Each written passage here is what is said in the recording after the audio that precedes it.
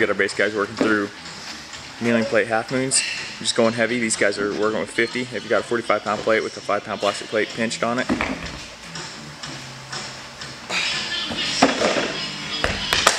Just don't sit back on your heels.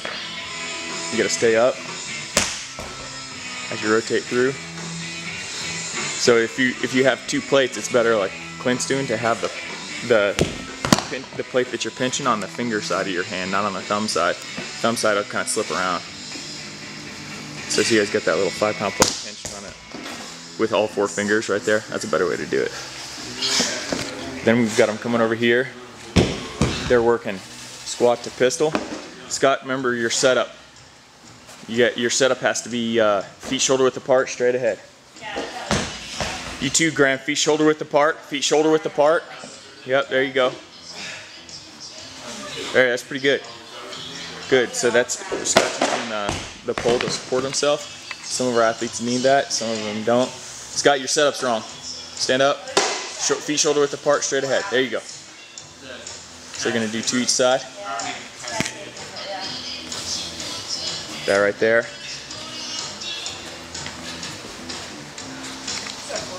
Working heavy sandbag get-ups here.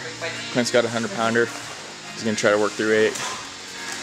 So we're just working up. We started out with the 40s, did 4 on each side.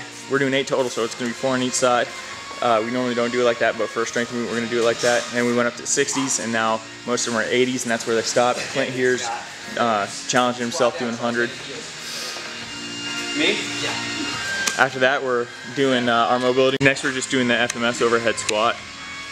So the setup here is getting your arms at 90 degrees. Renee, let me go ahead and have you lower the bar down to your head. Yep. So here she's got her elbows about 90 degrees. Okay, her feet are shoulder width apart and straight ahead. Okay, and she presses it straight overhead, and she's gonna squat down. Now what we're looking for in this bottom position is for that bar to be behind her toes.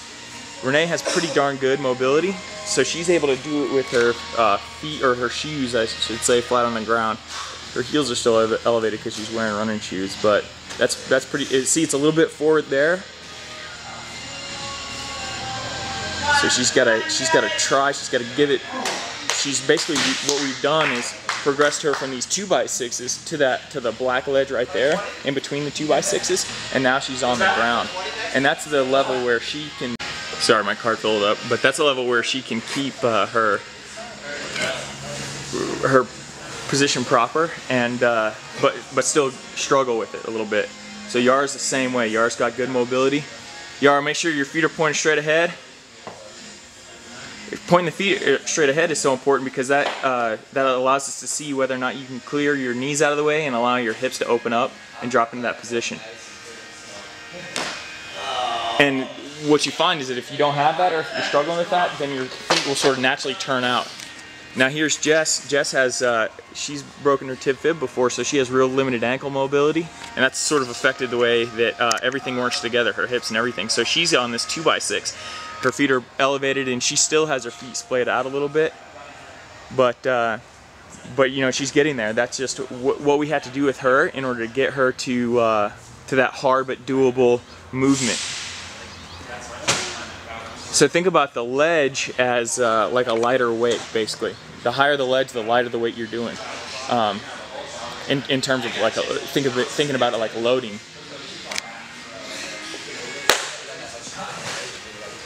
So Mare's just barely there. She's barely able to keep it in front of her toes in that bottom position, or behind her toes, I should say, in that bottom position.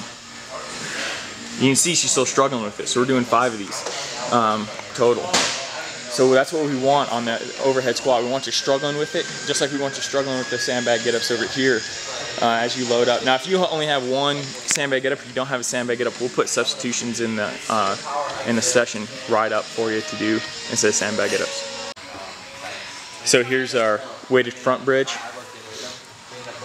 Yara's got 25 pounds on there. Notice how, even with the weight, she's got her hips rotated forward, just like that.